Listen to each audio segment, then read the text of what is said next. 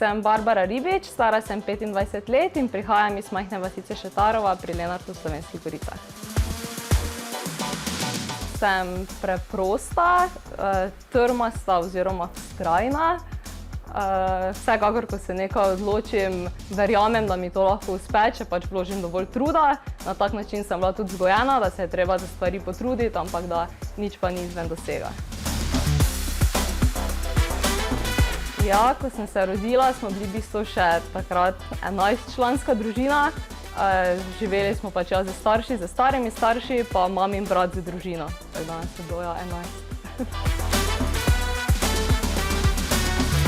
Kot sem rekla, je bila pač velika družina in smo punce morale pomagati od malega. S tem pa je prišla pol tudi neka ljubezen, ko sem začela potovati, pa tudi sama gledati neke posnetke, brati kakšne kuharske knjige in se potem v bistvu vso znanje, ki sem ga prej pridobila, sem začela s tem povezovati pa kuhati neke nove jedi, ko jih prej doma nismo.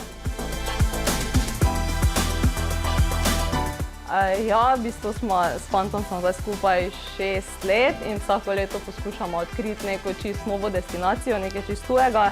Začela smo malo bliže z Turčijo, potem smo bila na Tajskem, v Jordanu.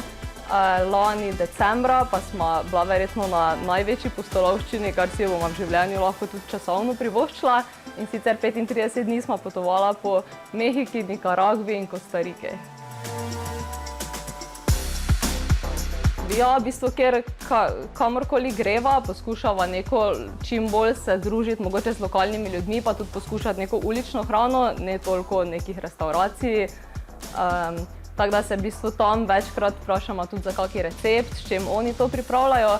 Zmeraj domov prinesemo tudi kakšne začimbe od tam in potem doma poustvarjamo, kar smo tam jedla, pa poskušamo to predati še v bistvu družino in prijatelji.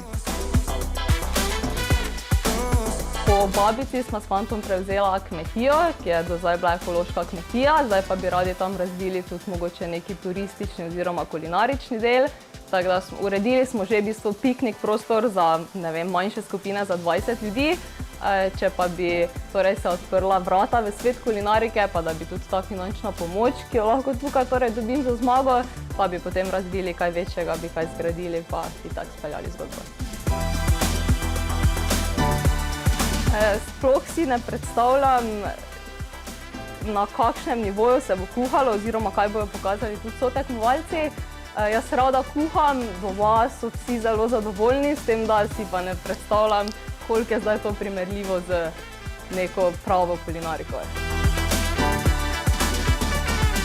Nimam izbrane neke točno določene jedi, s katero bi si želela navdušiti, obožujem pa morsko, tako da upam, da bo morske specialitete tiste, ki bodo navdušile.